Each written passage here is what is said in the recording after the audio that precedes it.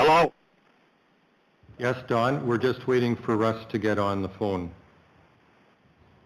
Okay. So, can we have a meeting without Russ? We can. We've given him 1 minute to get on. Russ? There we are. Russ is just... Thank you, Russ. Yeah, hi. Thank you for being on. We're going to start in 10 seconds. All right. Thank you. And I can vote by hand? Yes, you can. Thank you. Okay.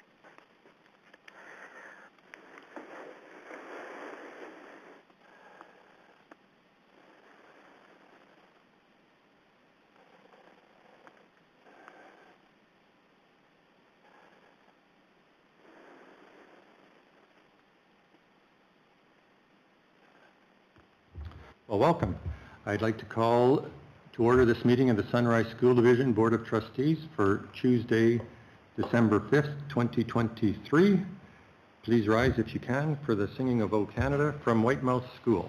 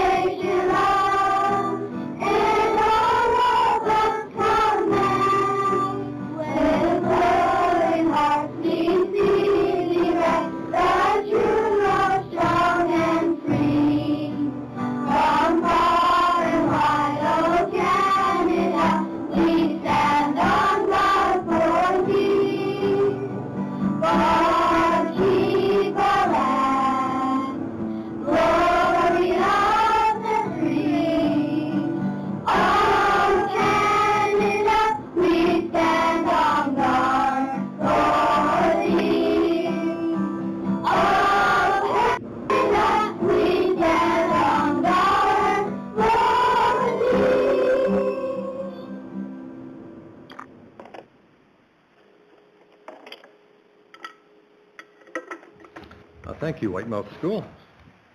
I'd now like to call upon Trustee Boytson to read the treaty acknowledgement. We acknowledge the traditional land upon which Sunrise School Division resides as Treaty 1 territory. We honor our partnership with Canada's original peoples and respect the gifts of Indigenous history, culture, and language. We commit to moving forward in partnership with our communities in a spirit of collaboration and reconciliation.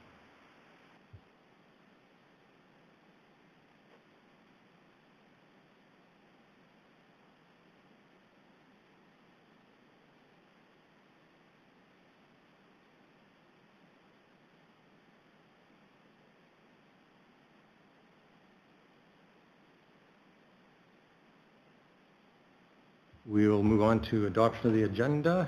Be it resolved that the board approve the agenda. I need a mover and a seconder. Moved by Trustee Smith, seconded by Trustee Boytson. Any questions? Hearing none, we will vote. So we're voting by hand tonight. I will go to the people on the phone first to give us a yes or no. Trustee Reed? Yes. Thank you. Trustee Nickel?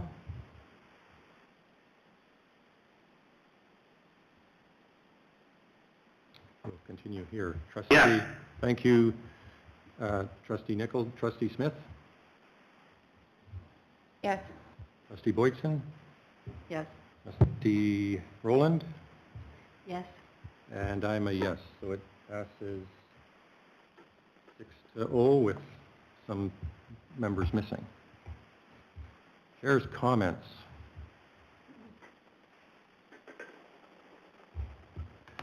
Well, Board Chair Trustee Magnion is not able to be in attendance this evening. On his behalf, I would like to welcome those who are able to be here in person. We have a nice gallery tonight. Great to see so many people out. So, I got sidetracked on my script here. I can't ad-lib very well. So on his behalf, I would like to welcome those who are able to be here in person tonight, or who may be watching the meeting online this evening, or perhaps watching a replay of the video following this meeting. Trustee Rowan and Trustee Dent are also unable to be in attendance tonight due to other commitments in the division this evening. On the phone, we have Trustee Reed and Trustee Nickel. In the room, we have Executive Assistant Jennifer Baker, Assistant Superintendent Lars Spielberg, Secretary Treasurer Jody Thiessen, Superintendent Kathy Timko. In the back behind our crowd, we have our Divisional Principal and incoming Superintendent Trevor Reed. And the trustees in the room tonight are Trustee Smith, Trustee Boytson, Trustee Rowland, and myself, Trustee Harris. Turn it my way. In 5 years. This being our only board meeting in December, I would also like to pass along season's greetings to the students, parents, and staff of Sunrise School Division.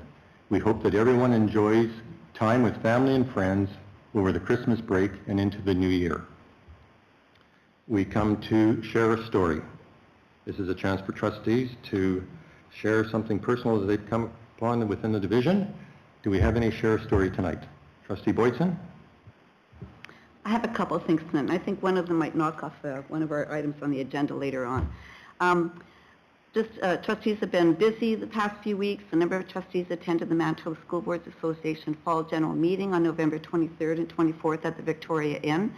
The 2 days gave us the opportunity to share and learn. The first day opened with a keynote address, followed by interesting workshop presentations. For me, the highlights were the opportunity to spend some time with fellow trustees from Region 3, which includes Lord Selkirk, Seine River, Hanover, Interlake, Lakeshore, Evergreen, Whiteshell, DSFM, and of course Sunrise. Definitely was a lot of sharing and learning happening during this time.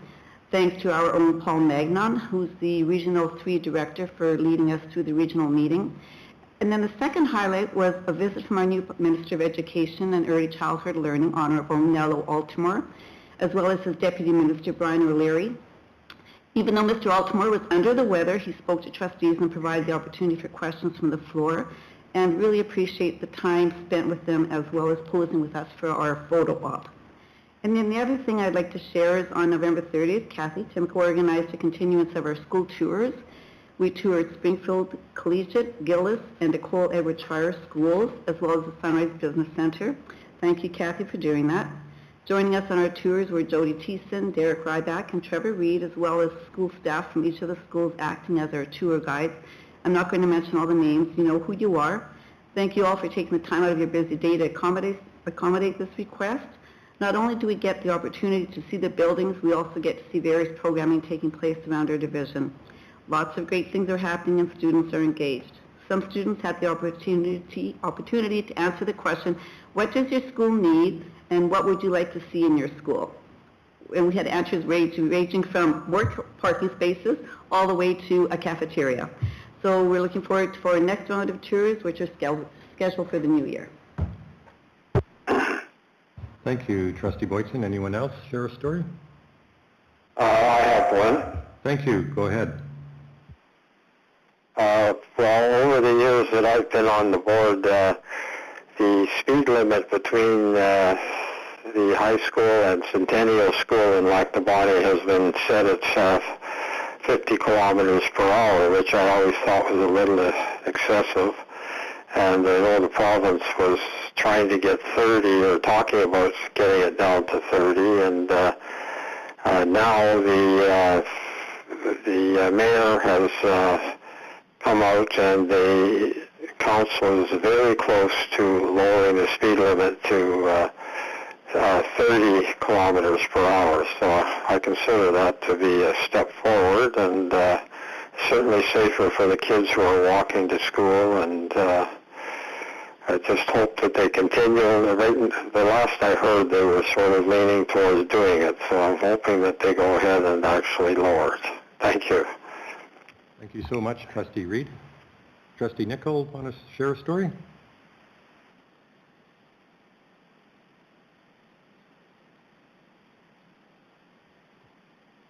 Trustee Smith.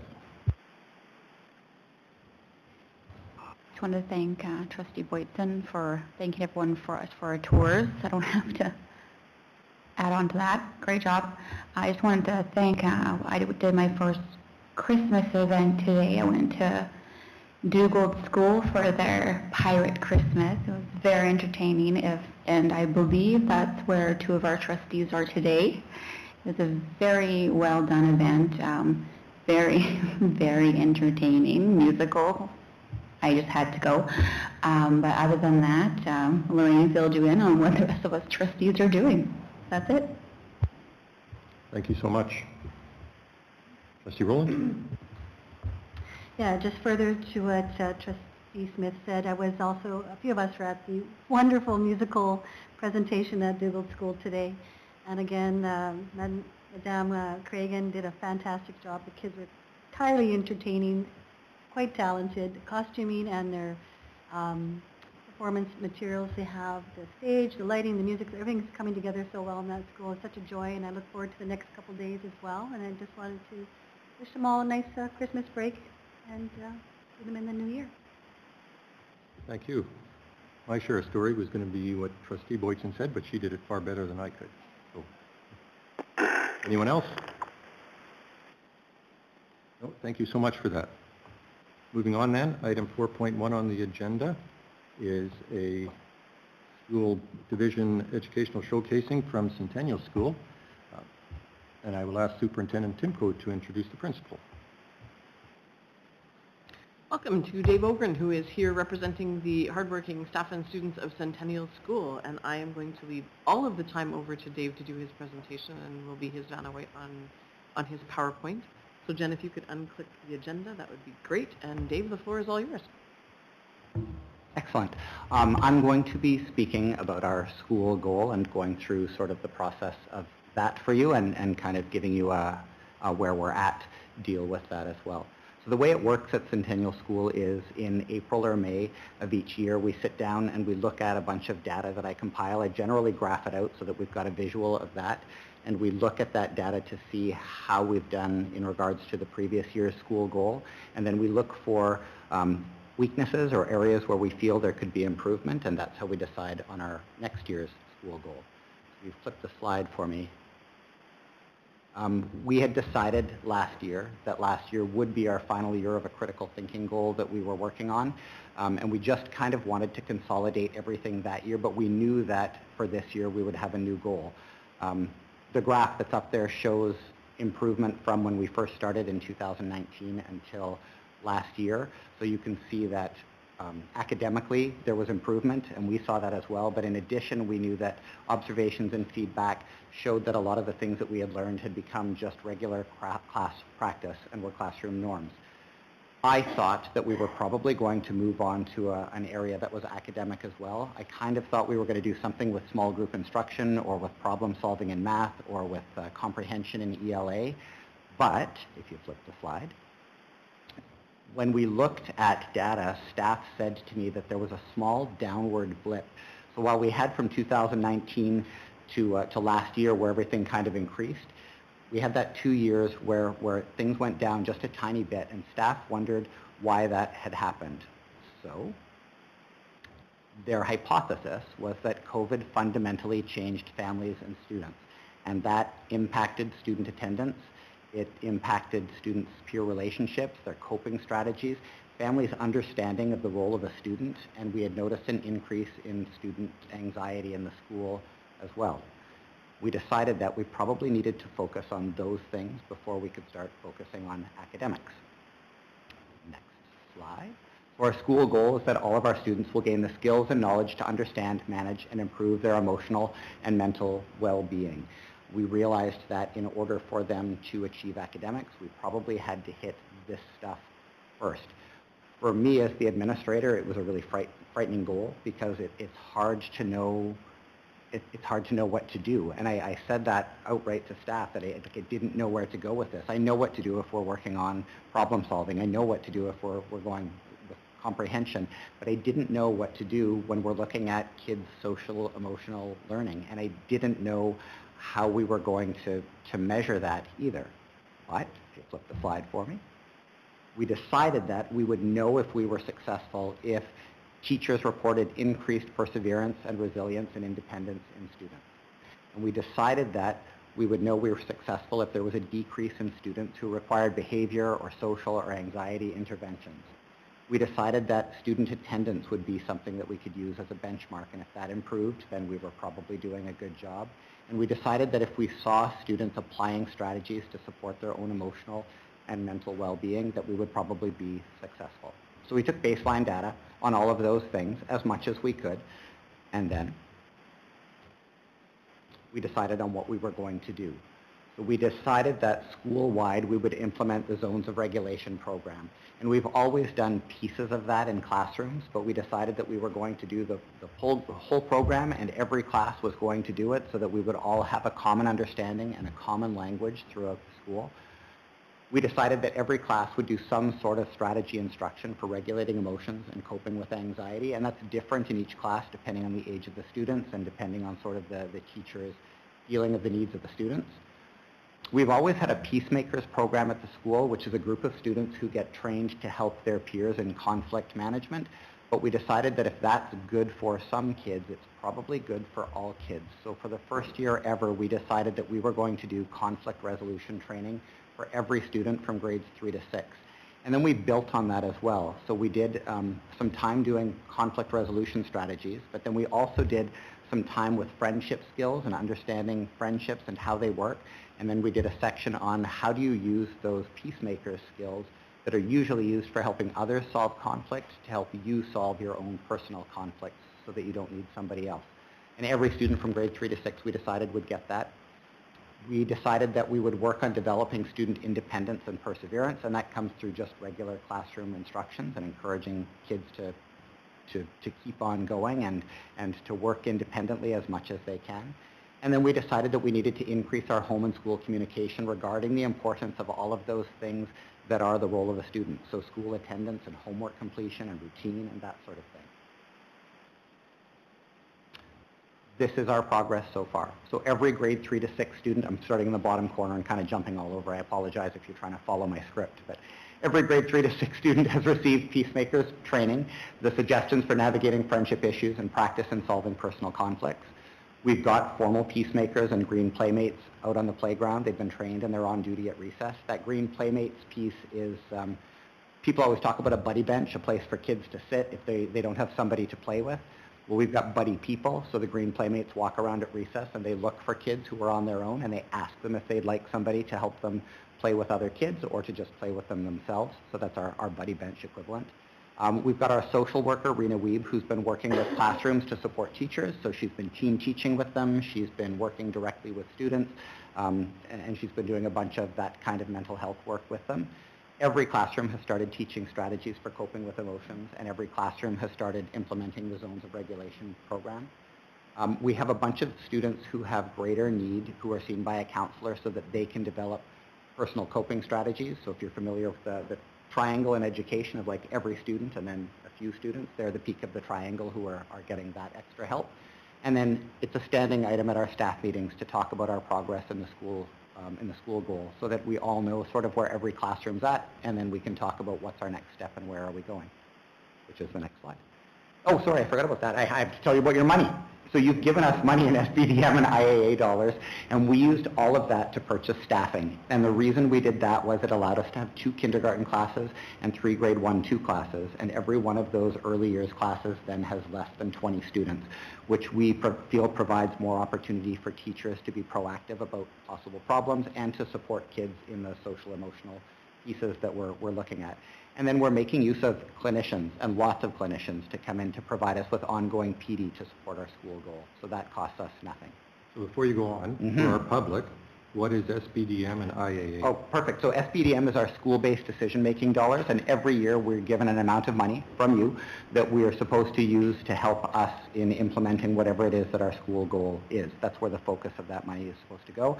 And IAA are Indigenous academic achievement dollars, and those are specifically dollars to help Indigenous students improve in the areas of literacy and numeracy.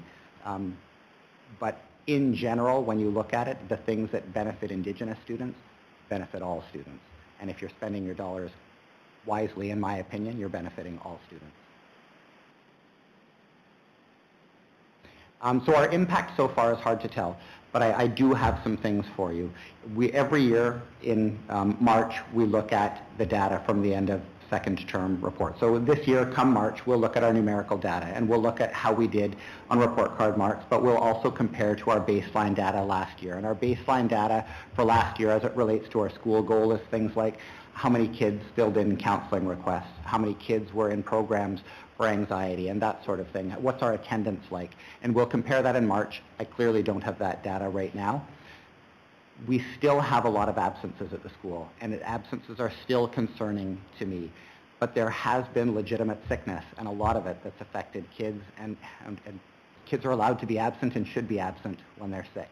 And unfortunately, we've been hit with a lot of that. So I feel that there are legitimate reasons for kids to be away, and this isn't like a COVID throwback where people are keeping their kids at home too much, right?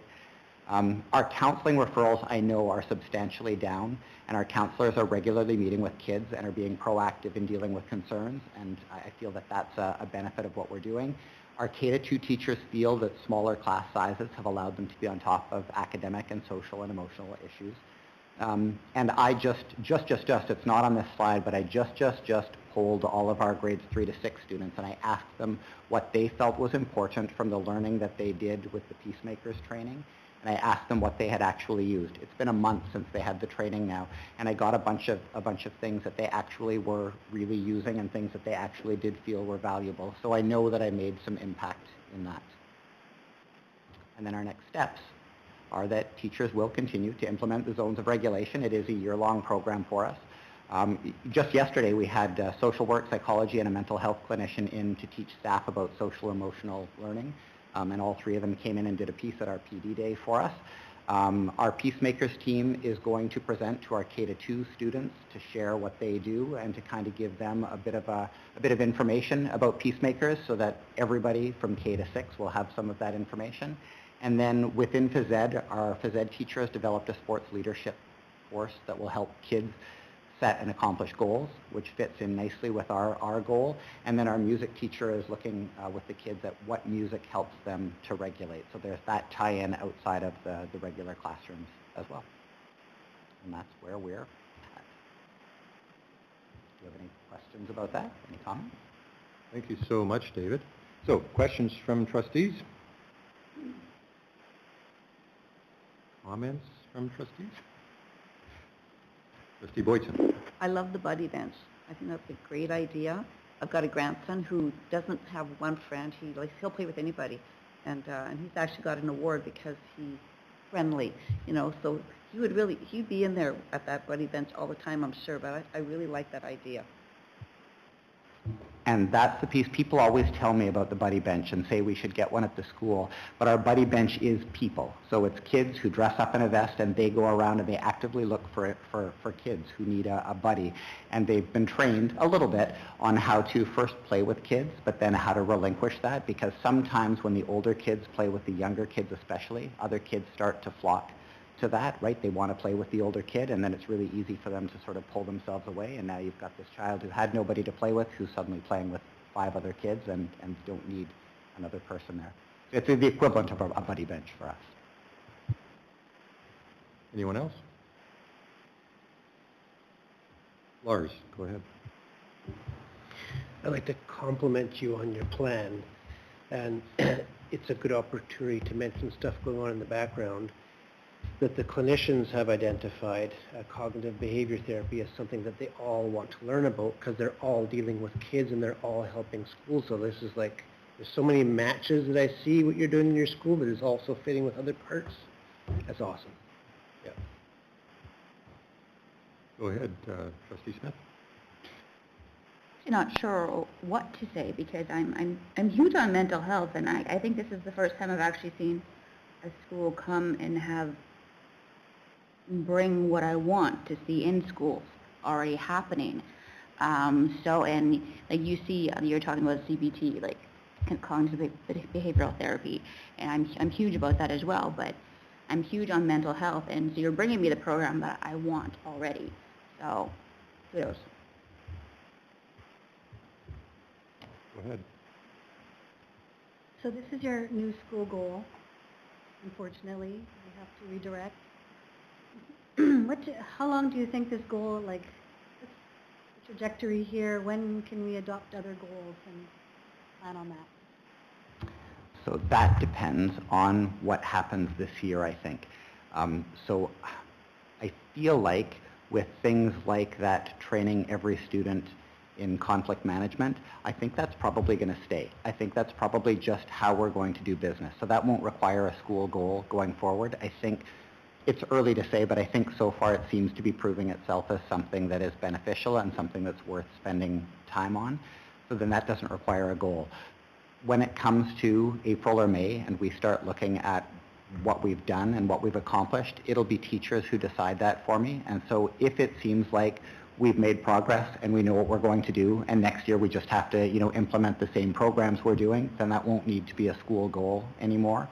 But if we look at it and think there's still improvement to be made and there are other things that we can do and we've learned some new things, because having the clinicians come in and talk to us gives us, it teaches us what we don't know, right? So then we know the questions to ask, and then that would become an ongoing goal. I don't anticipate that it'll go probably not longer than this year, but it's entirely possible that it could be next year as well, and if it does, then I don't anticipate it'll go longer than 2 years, because I think we're just learning what we need to do, and then once we implement it, it doesn't need to be a goal anymore, if that makes sense.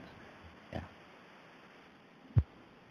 Just quickly, can you refresh my memory on the number of students in your school? I have about 180. Yeah. You know all the names of the kids? You don't have to answer that. We know. I was going to recite them. I missed the answer. He was going to recite them. I'll recite them alphabetically. Well, as Board Chair Trustee Magnon likes to note at the end of a school presentation, David, we are entering budget time. In fact, that's why we have this great attendance tonight. You have the ears of the trustees this evening. Is there any special request that you would like to note that is in need at Centennial School?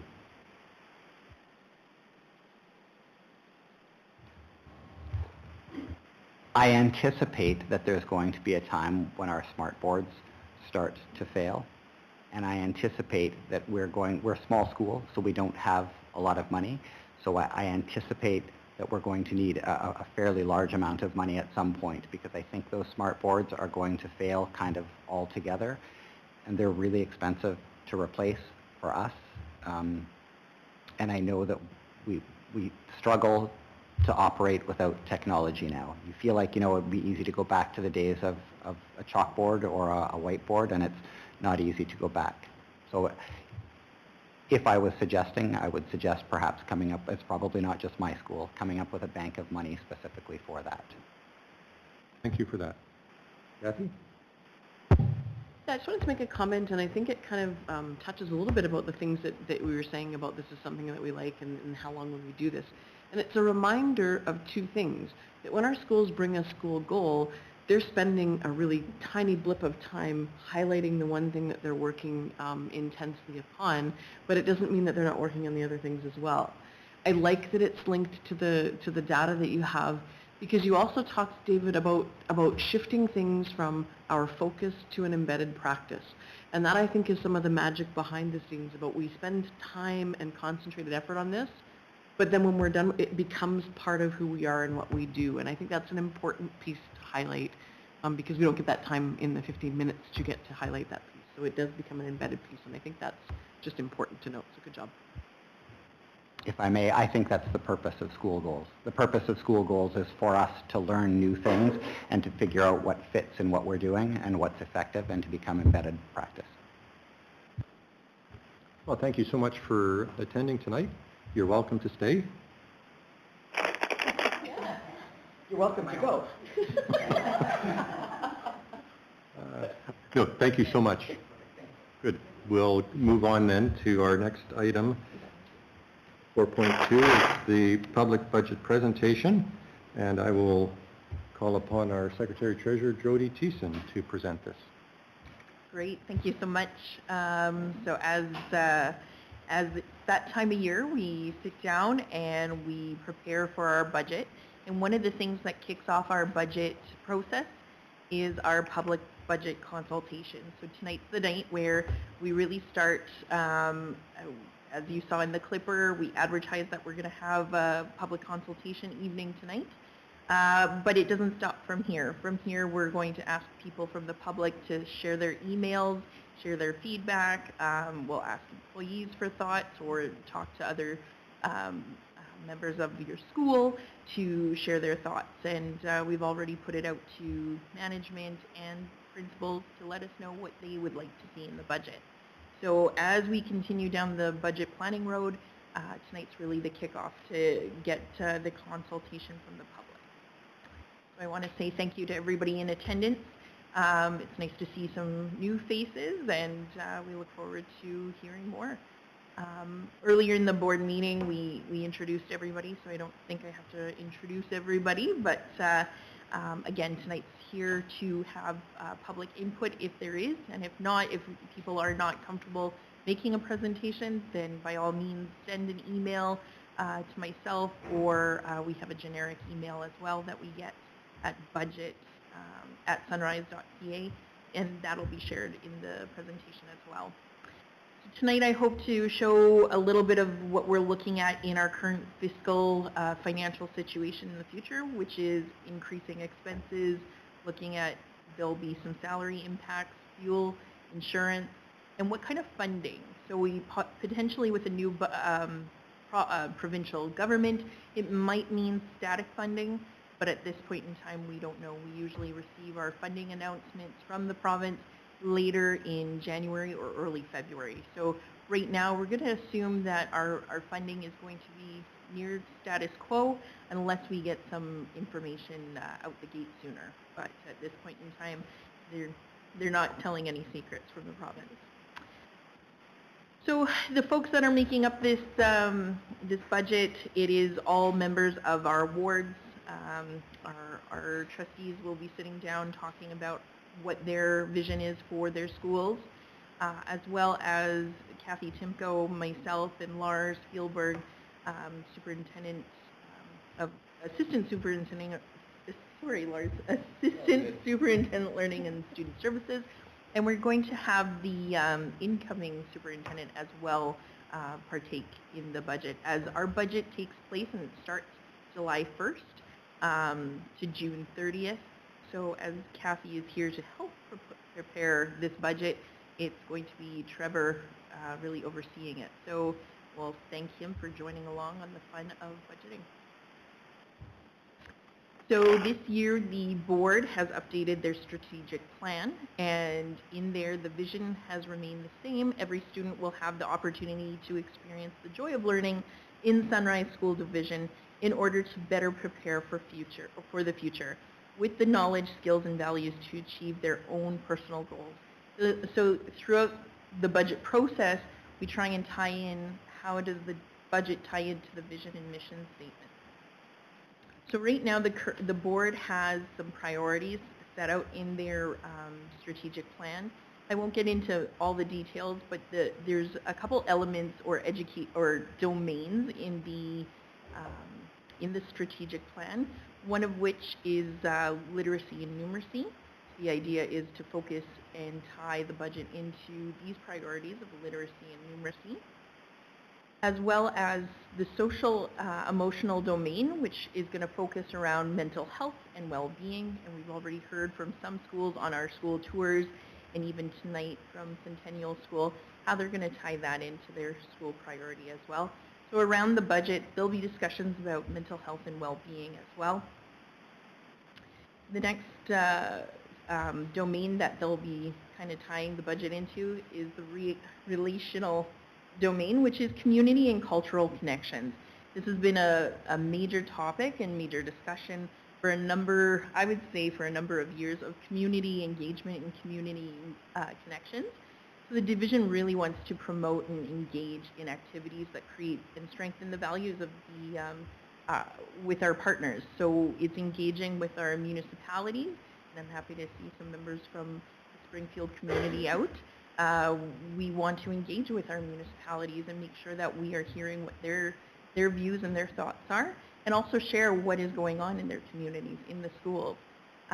We want to also focus on cultural connections. Division wants to improve our understanding and honor this perspectives of culturally diverse groups, as well as language and learners in all our schools. So those are going to be some considerations when preparing for the board or for the budget. We have a framework that we outline. We have a framework that focuses on schools. So what's our school plan? What is the school goals? There is the divisional expectations that are going to be set out and provincial expectations. So when we create our budget, there's going to be a couple factors on how do we form our budget, and this will be through our expectations that we make for ourselves.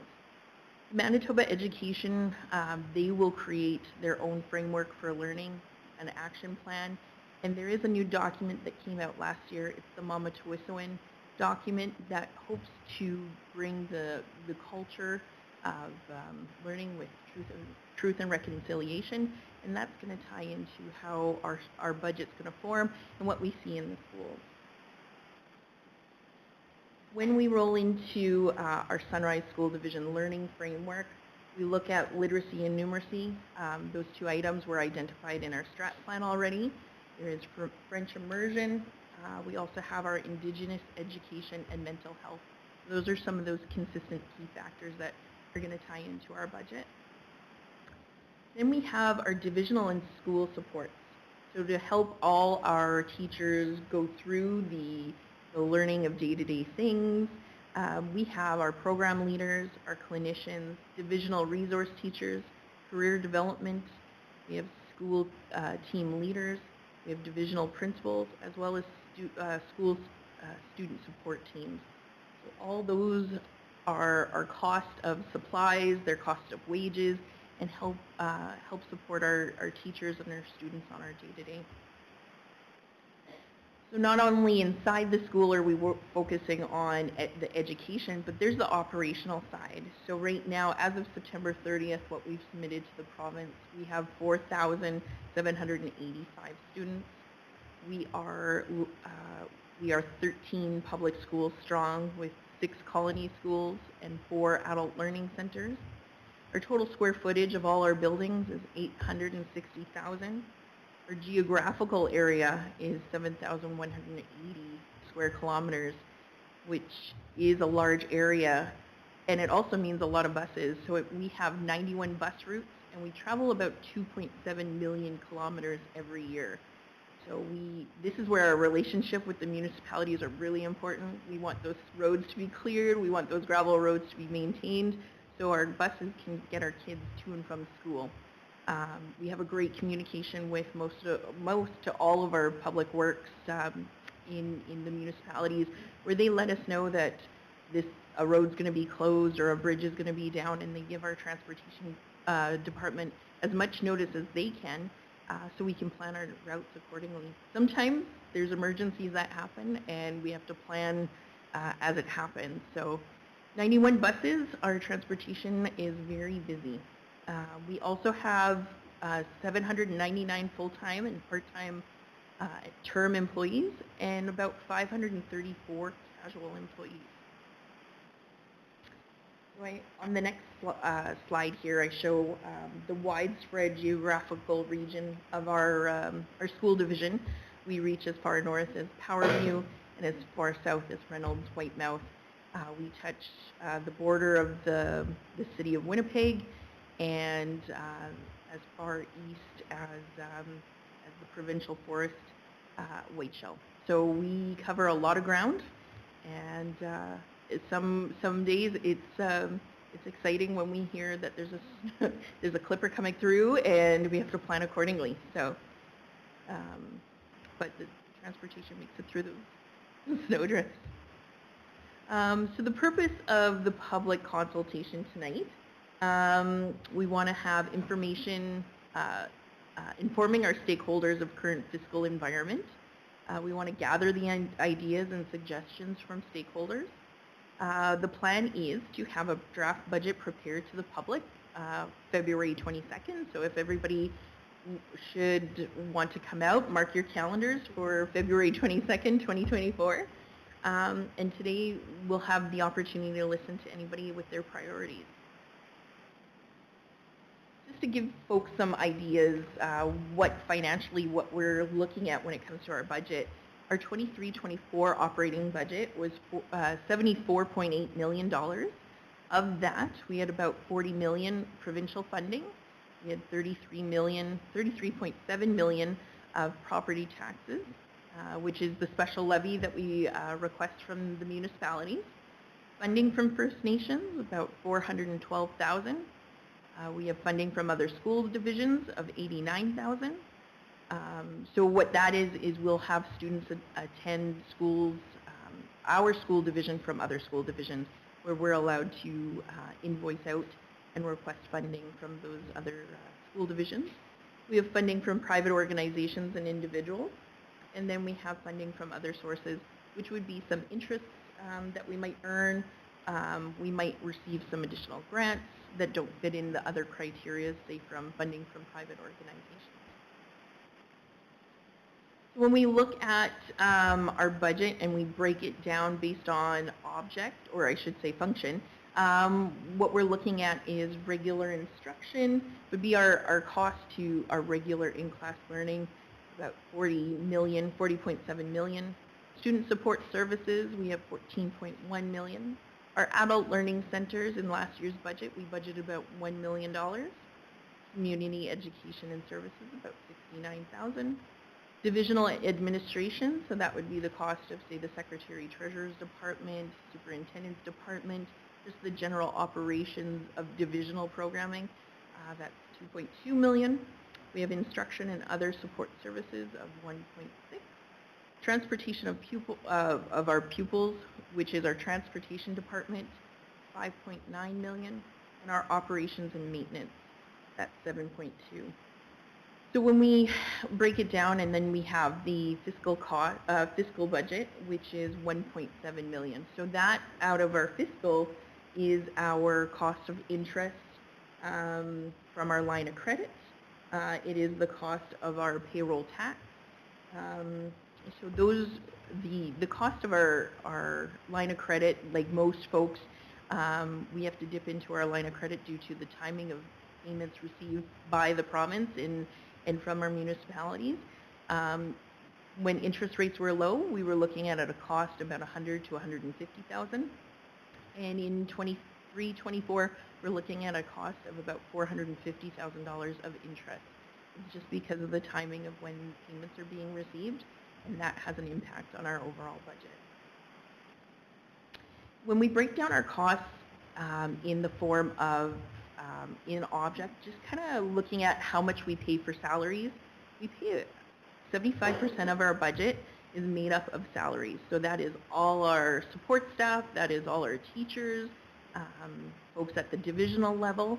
So we're looking at about 75% of that $74 million to make up our salaries. The benefits and allowances, about $4.2 million.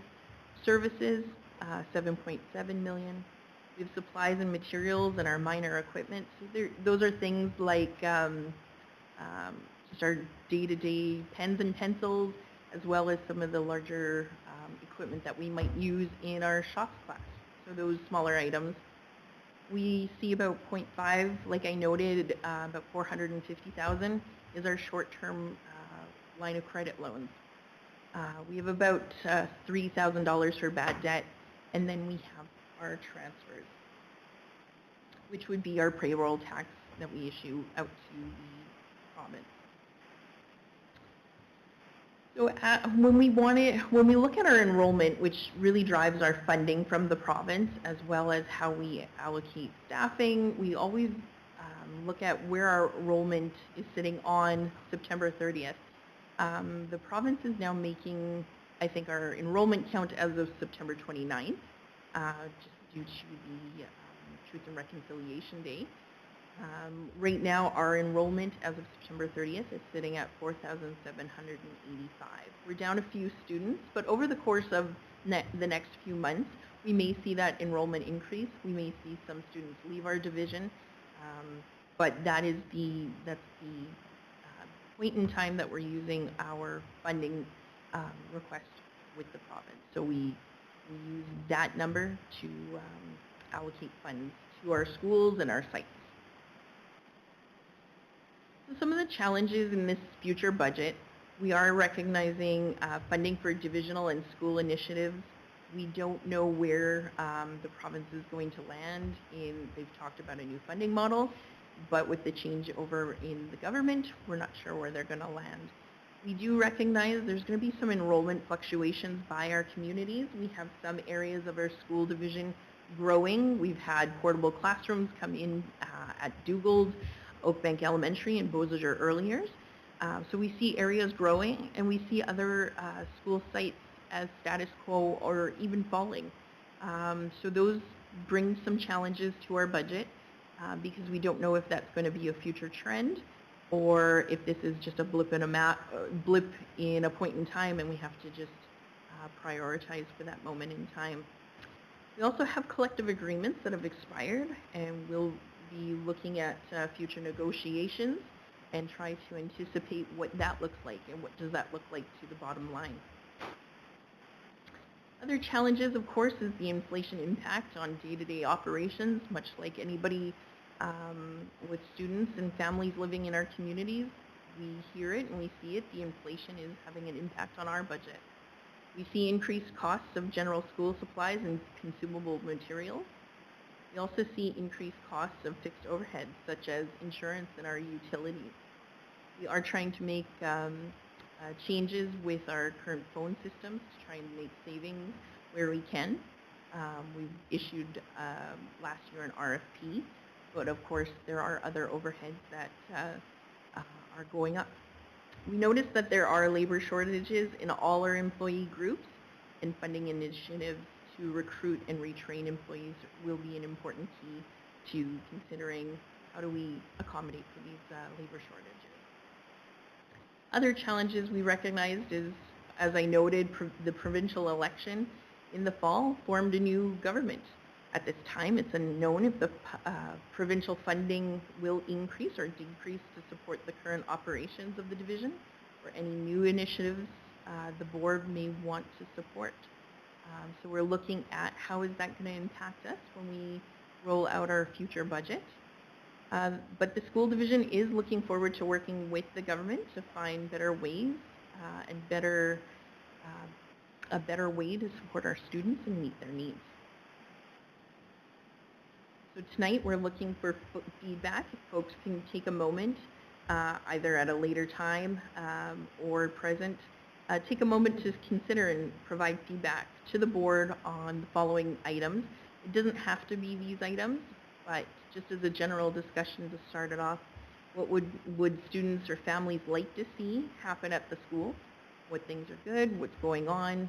What would they like to see change? What is their thoughts of the current transportation system that we have? Is it meeting our families' needs, or is there other things that we need to consider? Current school programming, if folks have other thoughts on that, as well as facility maintenance. If there's things, concerns or thoughts on the current facilities, are they meeting our needs? Is there things that somebody can walk by and say, I'd like to see this change? So folks have many ways to try and provide us feedback. Of course, they can always email myself at jody.thiessen@sunrise.ca, or as well email budget@sunrisesd.ca. I've fortunately received feedback already earlier yesterday, and I can share that right after the presentation. So I just want to thank everybody for attending and viewing the presentation. That's it. Thank you so much, Jody.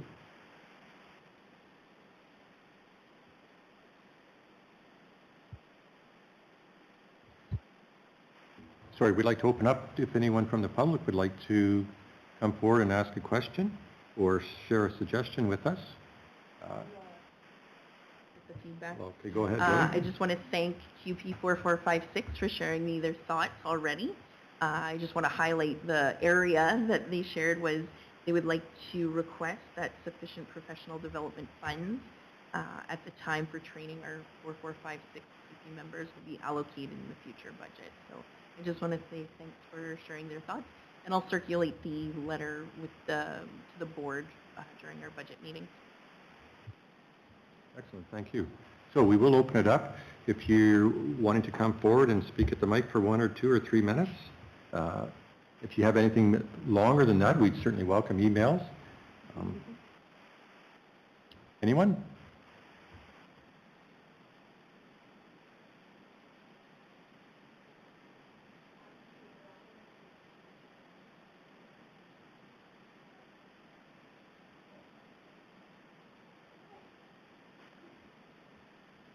So if you could state your name and your involvement in the division, because I have forgotten, I'm sorry.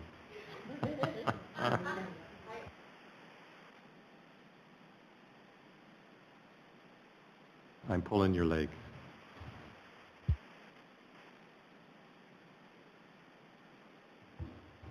Okay, so my name is Serena Kloss. I am the president of Sunrise Teachers Association. And so I would just like everybody that is going to be making the decisions around the budget is that when you do make these decisions, to keep in mind how you can best support teachers and other employees of Sunrise. Maybe it is more teachers. Maybe it's more EAs. Maybe it's more resources or other supports that are needed in the classroom. We heard tonight from one principal that they used their school-based decision money on getting more teachers. And that was for the sole purpose to achieve a lower student-to-teacher ratio. And for them, that worked amazing. However, we also need to address teachers and other employees' physical and psychological well-being. And Kathy, you know this is one of my favorite people, one of my favorite speakers, Jody Carrington. So to quote her, she often says in her public presentations, we have to start with the big people. That's the teachers, the leaders of the schools. Then and only then will the kids be okay. If the big people aren't okay, the little people don't stand a chance. So that's what I'd like to say. Thank you so much, Serena. Anyone else? You saw how easy that was. Please.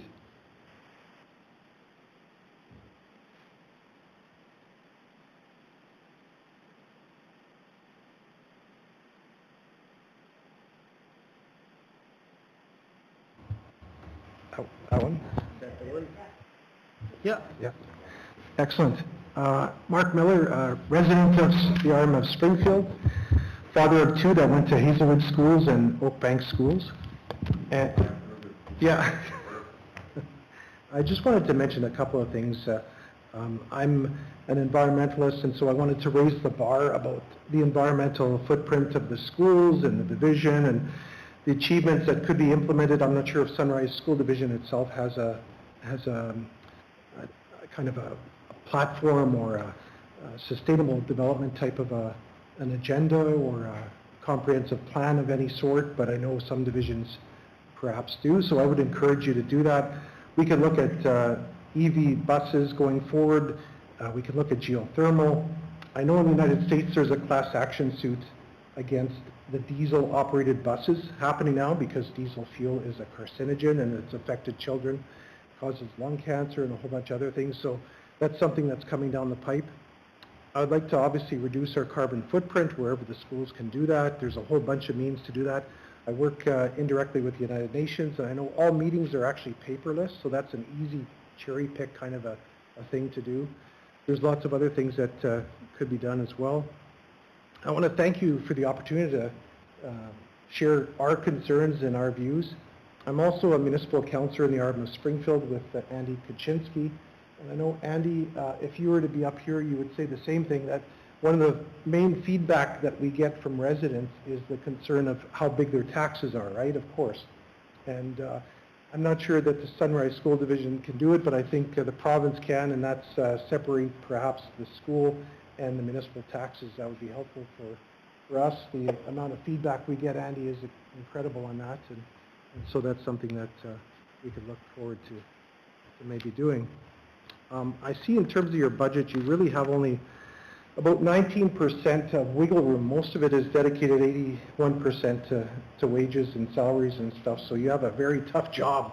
I somewhat envy you, but don't, because I know it's very difficult to allocate those resources and to put them to the best allocation. You've heard some submissions today, and I'm sure you'll get more through the email and all the rest of it. So again, I want to thank you for your dedication to the students and to the schools. What I've seen is exemplary and very well done. So you're doing a fantastic job, and just continue to stretch those dollars as best you can, and I'm sure you're going to do that. So thank you.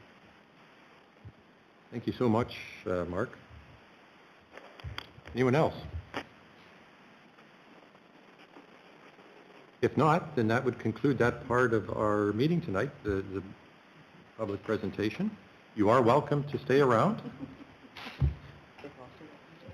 You're welcome to go. You can view this again tomorrow morning as a replay.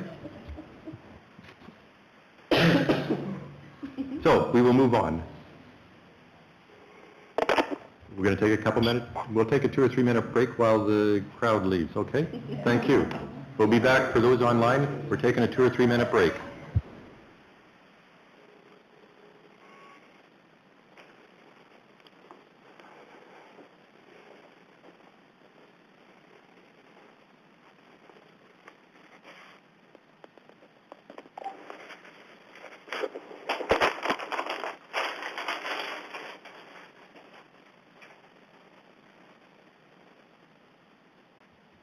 We are moving on to item 5.1, the minutes from our last meeting.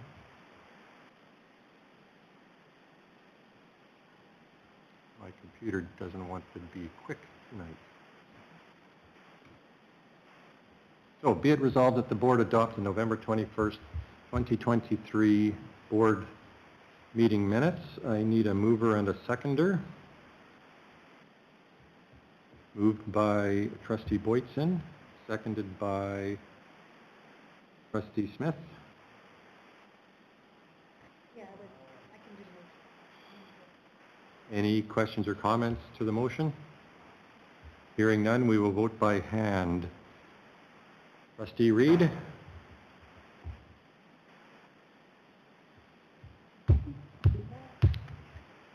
We will start in the room. Trustee Smith? Yes. Trustee Boytson? Yes. Trustee Rowland? Abstain. Abstain. Trustee Harris, I will say yes. Trustee Reed? Or Trustee Nickel? Yeah. Yes from Trustee Nickel. Russ, are you with us? We will put him down as an abstain. Moving on to item 6.1 is the superintendent's reports. Kathy? Thank you very much. I wanted to highlight for you just the Christmas concert schedule. We have almost 30 different concerts on the go, and I've put them all into my calendar, and there isn't a human around who can get to all of them. So I rotate every year and try to get to all the different concerts, but we are concerted out in the next 3 weeks, so please get out and come join our schools and get some Christmas merriment. Just a couple of pieces to highlight on my report, and I won't take a lot of time because you've had a couple of presentations already, but I did want to highlight for folks that we are creeping up on the last 3 weeks before Christmas, which is kind of a little bit quick, but we do an early dismissal on the 22nd of December, so just to be aware that we have our buses leaving an hour early, our staff go home an hour early, and that we are all returning happy as clams on Monday, January, I think it's 8th, not 9th. So I'm going to change that in this January 8th, not the 9th. I gave us a nice little Christmas picture here at the bottom of Santa, and just wanted to make sure that we wished everybody a happy holiday season. And people are working really, really hard in schools right now. They've gotten through report card season or into Christmas concert season. So shoulders are going to drop on the 22nd of December, I'm sure. Thank you, Kathy. Any questions for that? Nope. No. Good, thank you. Moving on to item 6.2 is the draft reporting schedule. I see this is Kathy as well. I guess just for some new people in the room, we have a draft reporting schedule, so I'll maybe quickly haul it up here on the screen if I can.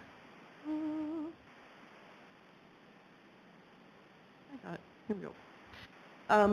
So this is kind of one of those guiding pieces that keep the board on track, and it is a fluid document, but it keeps us on track in terms of what is it that we are sharing as a board. So anybody can go ahead and look at this and say this is the information that we're bringing, whether it's attendance, whether it's student engagement, whether it's our 5-year capital plan. We kind of map out the year and say these are the things that we want to bring. If we have things that are missing, we can add them to here, but it's just our guidepost in terms of what are we doing so it's not kind of all over the map in terms of the work that we're doing throughout the year. Keeps us a little bit grounded in terms of what we're bringing to folks here in the room. Unless there's questions, I feel like we're on track. We color in all the stuff that we do, and it makes us feel really good about that we've hit some of those marks. So it's a nice tracking tool. Thank you, Kathy.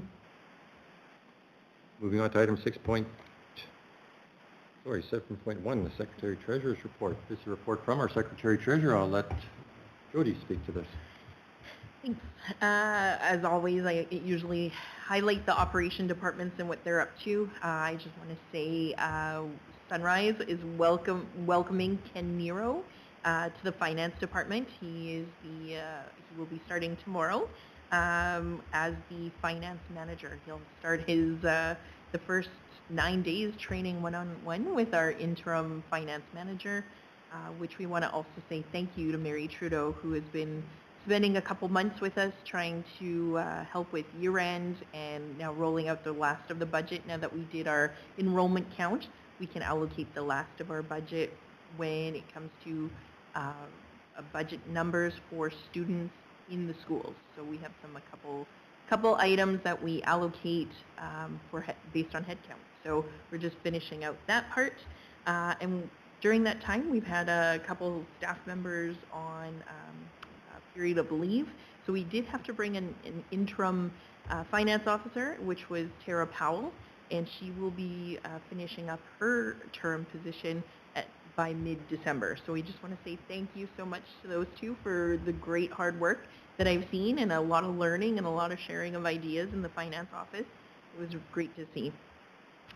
We've also had both myself and the purchasing manager, Tracy Weidman, going out to the schools and talking about budgets and year-end, what does that look like from last year, and asking some questions, what would they like to see in their future budget. So it was a great opportunity to see the schools and have conversations with the school administrators.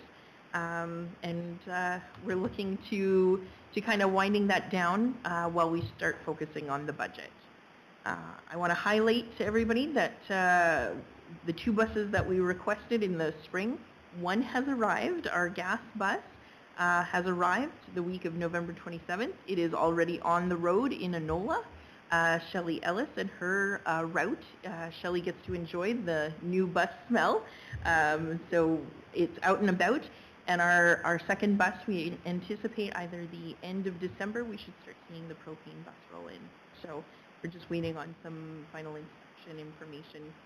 And I just want to remind everybody that we still have our referral program. So if there's anybody who's interested in becoming a school bus driver or anybody that you would like to refer, should your friend actually become a bus driver for the Sunrise School Division, there is an incentive that you can earn $300.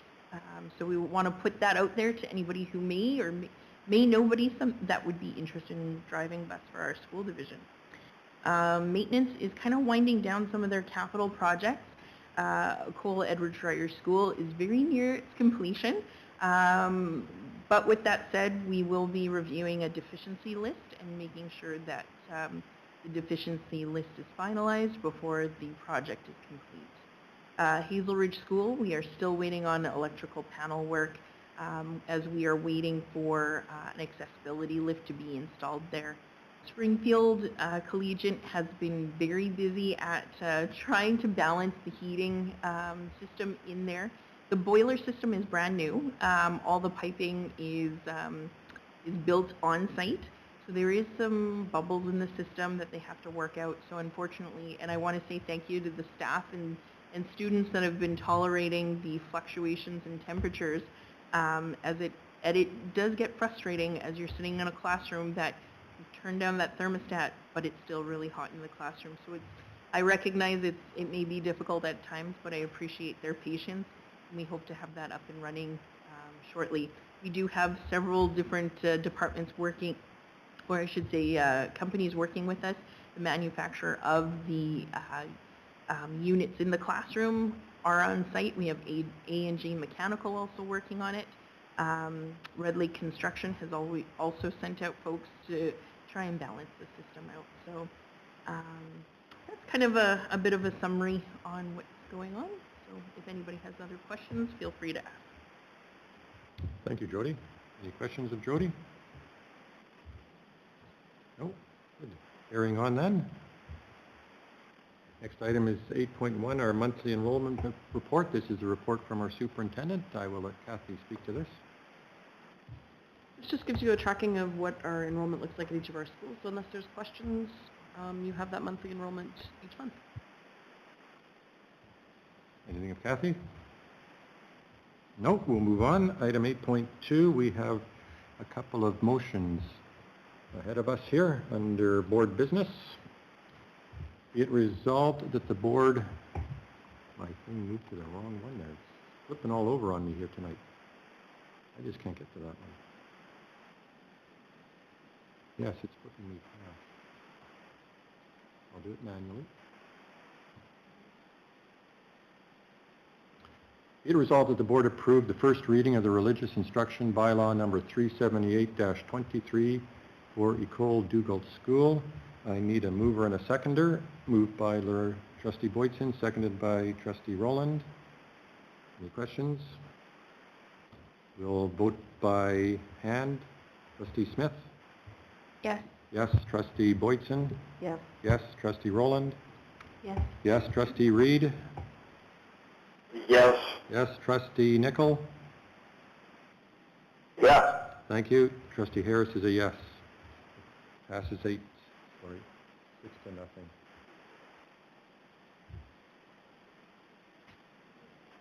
Seconder.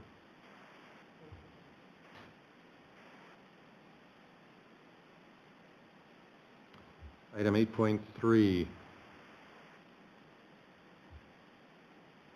Be it resolved that the board approve in principle the Ecole PowerView grade 9 to 12 French immersion field trip to Quebec City between the 3rd and 4th week of April 2024, subject to superintendent's final approval. I need a mover and a seconder. Moved by Trustee Roland, seconded by Trustee Boytson. We'll vote by hand. Trustee Smith? Yes. Yes. Trustee Boytson? Yes. Yes. Trustee Roland? Yes. Yes. Trustee Reed? Yes. Yes. Trustee Nickel? Yes. Yes. Trustee Harris is a yes. It passes 6-0. Item 8.4.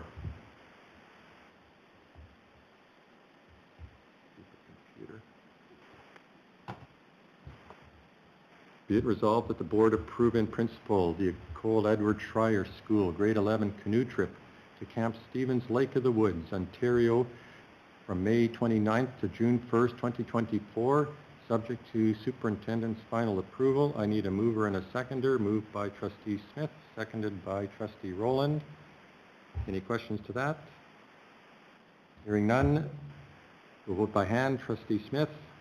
Yes. Yes. Trustee Boytson? Yes. Yes. Trustee Roland? Yes. Yes. Trustee Reed? Yes. Yes. Trustee Nickel? Yes. Yes. Trustee Harris is a yes. That passes 6-0. Item 8.5 is a public engagement discussion. We were hoping to do some of that this evening. We're missing a number of trustees. I would recommend that we defer that to our next board meeting. Do I have some head nods to that? Yes? Thank you. Item 8.6, policy committee updates. Trustee Nickel is our policy chair. I note that they had a meeting on November 9th, and they will be scheduling a meeting come for January at some point. We do have a policy 13 motion, some slight minor change to it. Item 8.7. Be it resolved that the board approve the wording revisions in policy number 13 as presented. I need a mover and a seconder. I'll move that. Thank you, Trustee Nickel. Moved by Trustee Nickel, seconded by Trustee Smith. Any questions to it? Hearing none, we'll go ahead, Trustee Boydson. I'm just wondering about why the wording changed. Because to me, it sounds like it's almost saying the same thing twice.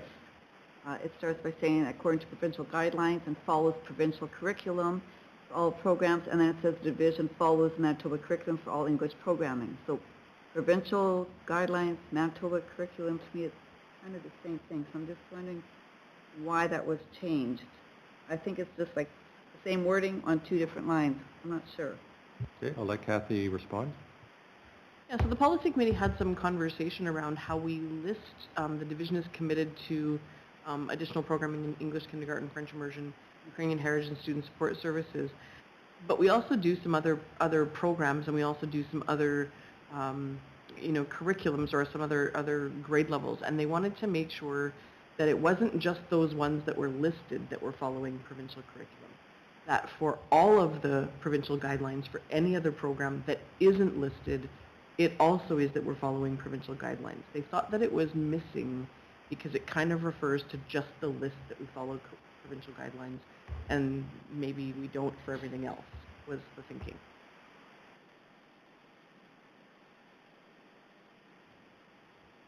Are we okay to vote?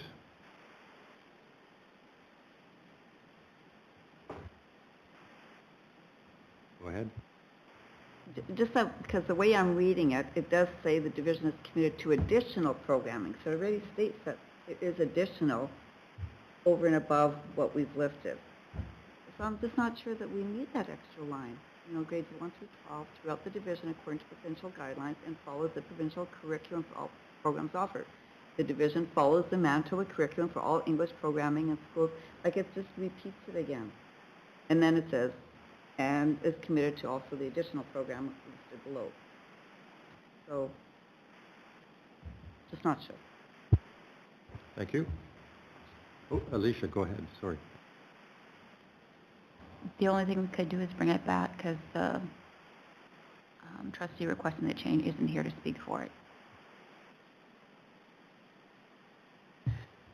So again, I mean, it was something that one of the trustees on the committee brought up and said, it doesn't speak to French immersion programming. It doesn't speak to technology education programming. It doesn't speak to those things that are recognized programs in the province, and the ambiguity or the lack of clarity made it feel like we don't follow curriculum in other areas. That's the reason for the change that she brought forward. I think any extra clarification is helpful, even if it gets too wordy maybe sometimes. I don't know. Anyway, hearing nothing else, we'll vote on it. There is a motion on the floor. We'll vote by hand. Trustee Smith? Yes. Yes. Trustee Boydson? No. No. Trustee Rowland? Yes. Yes. Trustee Reed? Yes. Yes. Trustee Nickel? Yeah. Yes. Trustee Harris is a yes. It'll pass tonight 5-1.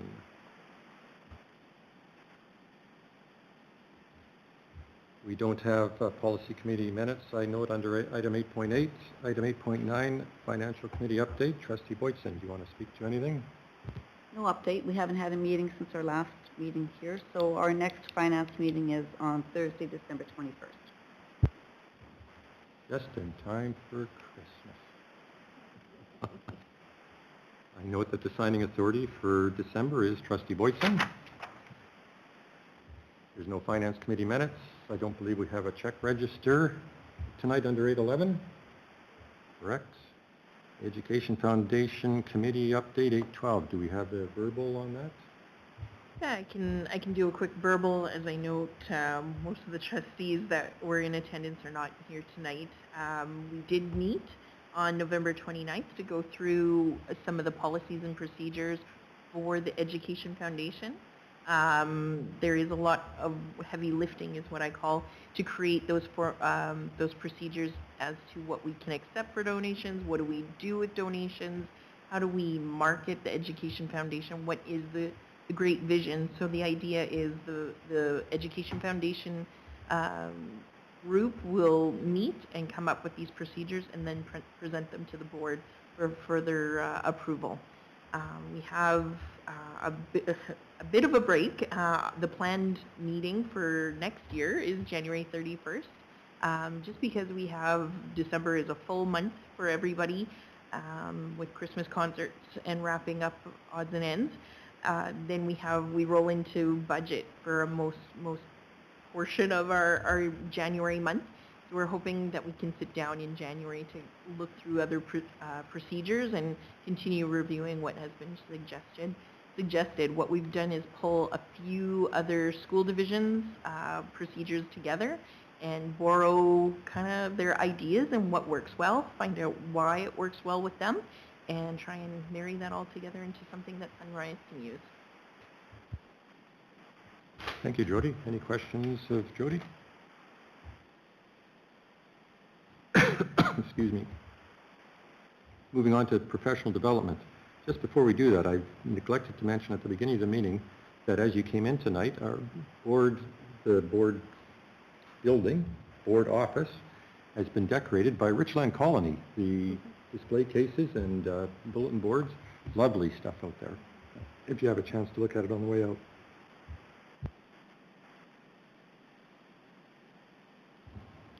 Item 9.1.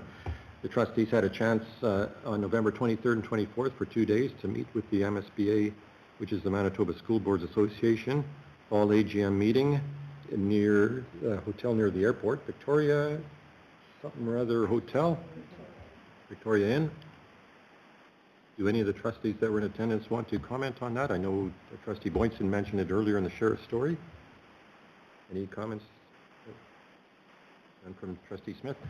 I found it to be a great 2 days.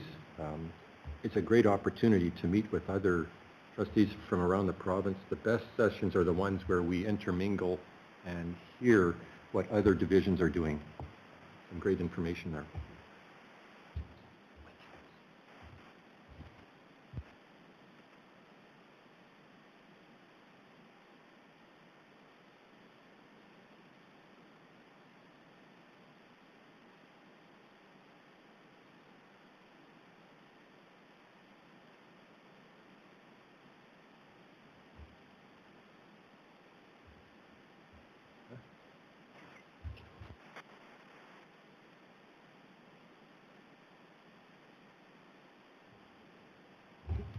A divisional finance summary report, item 10.1. I see we don't have one of those tonight either. When finance meets again, we will have that. There is no chairperson correspondence that I'm aware of. Good to know, nice to know information items. There's a number of items there that have appeared in the Clipper. They are good friends with our division for reporting on information that happens around the division. We have upcoming board meetings starting in the new year, January 9th.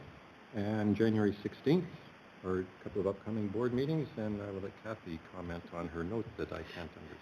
So just a reminder to trustees and the public that we shifted a January 2nd meeting to January 9th. So we have back-to-back meetings, January 9th and January 16th, to line up with the holidays that the schools are on. So just that quick reminder that you're back-to-back in here for meetings in January. Thanks, Robin.